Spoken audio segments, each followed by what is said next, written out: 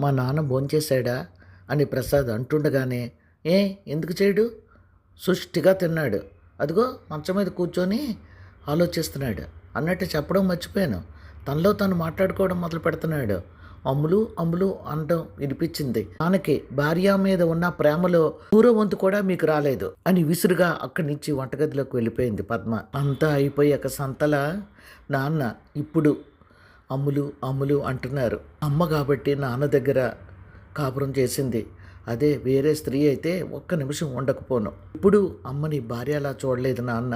ఇంట్లో పని కోసం తెచ్చుకున్న బానిసలానే చూశాడు. ఆయన అమ్మ అవేమీ పట్టించుకోలేదు. ఎంతసేపు తన భర్త తన పిల్లలు, ఇదే ఆవిడ లోకం. తనకు ఊహ వచ్చినాక అమ్మ ఇంట్లో బానిసలాగే అనిపించింది. ఎందుకంటే నాన్న ఎప్పుడు అమ్మతో ప్రేమగా ఒక్క మాట కూడా మాట్లాడేవాడు కాదు. అమ్మకి పని ఇల్లే లోకం. నాన్న గురించి ఆలోచించింది చాలు, భోజనానికి రండి అంది పద్మ కోపంగా. నాన్నకి తమ్ముడికి జ్వరం వచ్చినా ఏం వచ్చినా ఏం అవసరం వచ్చినా అమ్మ తప్ప నాన్న అసలు కలుగ చేసుకునేవారే కాదు. పాపం అమ్మ అనేది, ఏమండి పెద్దోడు చిన్నోడితో కాసేపు సమయం గడపవచ్చు కదా, వాళ్ళ కోసం చిన్న చిన్నవి ఏమైనా కొని తీసుకురావచ్చు కదండి. పాపం వాళ్ళు నన్ను అడుగుతారు, అమ్మ నాన్న ఎంతసేపట్లో వస్తారు అని.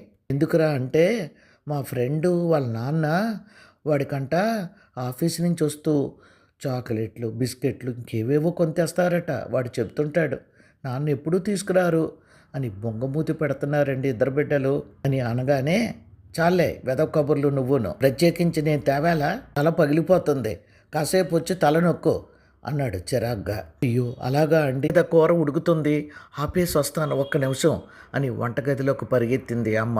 మనకి కావలసినవన్నీ అమ్మని చిన్నపిల్లలా తిప్పి మరీ పని చేయించుకునేవాడు నాన్న. అమ్మ చాలా మంచిది అన్న తమ్ముడు అన్న అమ్మకి ప్రాణం. మీ అమ్మ గురించి తర్వాత ఆలోచిద్దురు కానీ ముందు అన్నం తినండి అంత కోపంగా పద్మ. నిర్లిప్తంగా నవ్వి, నీకు మా అమ్మ గురించి అర్థం కాదులే, నిరంతరం మా గురించి తాపత్రయపడేది. నాన్న మమ్మల్ని పట్టించుకోకపోయినా ఆ ప్రేమను కూడా మాకు పంచిపెట్టేది. నాన్న ఎప్పుడూ అమ్మని మనిషిలా చూడలేదు. అప్పుడప్పుడు అమ్మ కళ్ళల్లో కన్నీరు తనకు కనిపించేది. తను అడగబోతే ఏం లేదు నాన్న ఏం లేదు అనేదే కానీ నాన్న మీద ఎప్పుడూ నాకు పోటీలు చెప్పలేదు. అమ్మ అలా సర్దుకుపోవడం వల్లనేమో నాన్న అసలు అమ్మని పట్టించుకునేవారే కాదు. పెద్దయ్యే కొద్దీ నాకు నాన్న తత్వం తెలిసిందే. అన్న బండరాయి, మనసు పాషాణం, బాధను దిగమింగి మా కోసం బ్రతికేది అమ్మ. ఒకరోజు అమ్మ జ్వరంతో మంచం ఎక్కితే నాన్న శివతాండం చేశారు. ఇల్లు తీసి పందిరి వేశారు. కనీసం అప్పుడైనా భార్యకి సేవ చేయాలన్న ఆలోచన ఆయనకు రాలేదు. అమ్మే నెమ్మదిగా లేచి వంట చేసి మాకు తినిపించేది. మా అందరికీ సేవలు చేయడం చూశాను కానీ అమ్మకి మేము ఏదీ చేయలేదు.